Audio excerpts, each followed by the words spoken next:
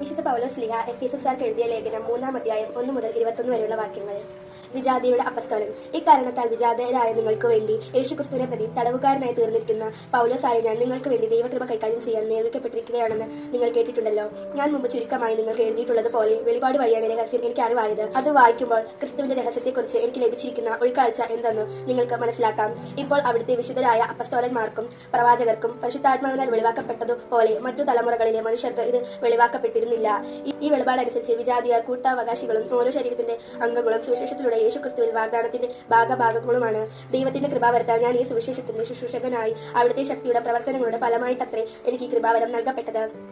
വിജാതിയരോട് ക്രിസ്തുവിന്റെ ദുർഗ്രഹമായ സമ്പന്നതയെക്കുറിച്ച് പ്രസംഗിക്കാനും സകലത്തിനെയും സൃഷ്ടാവായ ദൈവത്തിൽ യുഗങ്ങളോളം നിഗൂഢമായി സ്ഥിതി ചെയ്തിരുന്ന രഹസ്യത്തിന്റെ പ്രവർത്തനം എല്ലാവർക്കും വ്യക്തമാക്കി കൊടുക്കാനും ഉതകുന്ന വരം വിശുദ്ധരിൽ ഏറ്റവും നിസ്സാരനായ എനിക്ക് നൽകപ്പെട്ടു. സ്വർഗീയ ഇടങ്ങളിലുള്ള ശക്തികൾക്കും അധികാരങ്ങൾക്കും സഭയിലൂടെ ദൈവത്തിന്റെ ബഹുമുഖം ജ്ഞാനം വ്യക്തമാക്കി കൊടുക്കാൻ വേണ്ടിയാണ് അവിടുന്ന് ഇപ്രകാരം ചെയ്തത്. ഇതും നമ്മുടെ കർത്താവായ യേശുക്രിസ്തുവിൽ സാക്ഷാത്കരിക്കപ്പെട്ട അവിടുത്തെ നിത്യമായ ഉദ്ദേശത്തിനനുസൃതമാണ്. അവരിലുള്ള വിശ്വാസം മൂലം ആത്മധൈര്യവും ദൈവത്തെ സമീപിക്കാൻ സാധിക്കുമെന്ന പ്രത്യാശയും നമുക്കുണ്ട്. അതിനാൽ ഞാൻ നിങ്ങൾക്ക് വേണ്ടി സഹിക്കുന്ന പീഡകളെ പ്രതി നിങ്ങൾ ഹൃദയാവൃദ്ധ അനുഭവിക്കരുത് എന്ന് ഞാൻ അഭ്യർത്ഥിക്കുന്നു. ഈ പീഡകൾ അത്രയും നിങ്ങളുടെ മഹത്വം. ക്രിസ്തുവിന്റെ സ്നേഹം.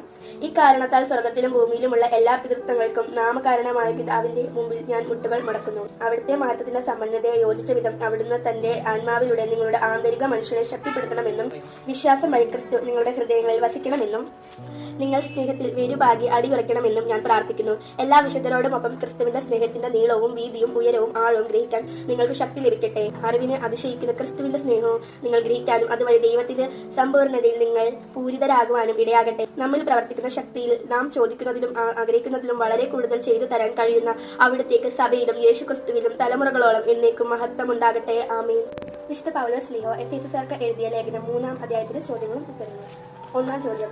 എഫേസസ് 3-ാം അധ്യായത്തിലെ ശീർഷകം എന്ത്? ഉത്തരം: വിജാതിയരുടെ അപ്പസ്തോലൻ. 2-ാം ചോദ്യം. യേശുക്രിസ്തുവിനെ പ്രതി തടവുകാരനായി തീർന്നിരിക്കുന്നത് ആര്? ഉത്തരം: വിശുദ്ധ പൗലോസ്. 3-ാം ചോദ്യം. ദൈവത്തെ പ്രതി എന്തു ചെയ്യാനാണ് പൗലോസ് നിയോഗിക്കപ്പെട്ടിരിക്കുന്നത്? ഉത്തരം: ദൈവകൃപ കൈകാര്യം ചെയ്യാൻ. 4-ാം ചോദ്യം. ദൈവത്തിന്റെ കൃപാവരത്താൽ സുവിശേഷത്തിന്റെ ശുശ്രൂഷകനായി തീർന്നത് ആര്?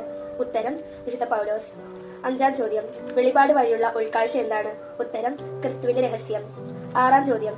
അപ്പസ്തോലന്മാർക്കും പ്രവാചകർക്കും വെളിപ്പെട്ടത് എന്ത്? ഉത്തരം: പരിശുദ്ധാത്മാവ്. 7-ാം ചോദ്യം. ദൈവത്തിന്റെ കൃപാവരത്താൽ സുവിശേഷത്തിന്റെ ഡാഷ് ആയി തീർന്നു. ഉത്തരം: ശുശ്രൂഷകനായി തീർന്നു. 8-ാം ചോദ്യം. അവിടുത്തെ ശക്തിയുടെ പ്രവർത്തനത്താൽ ഫലമായി നൽകപ്പെട്ടത് എന്താണ്? ഉത്തരം: കൃപാവരം. 9-ാം ചോദ്യം. ആരുടെ മുമ്പിൽ ആണ് മുട്ടുകൾ മടക്കുന്നത്?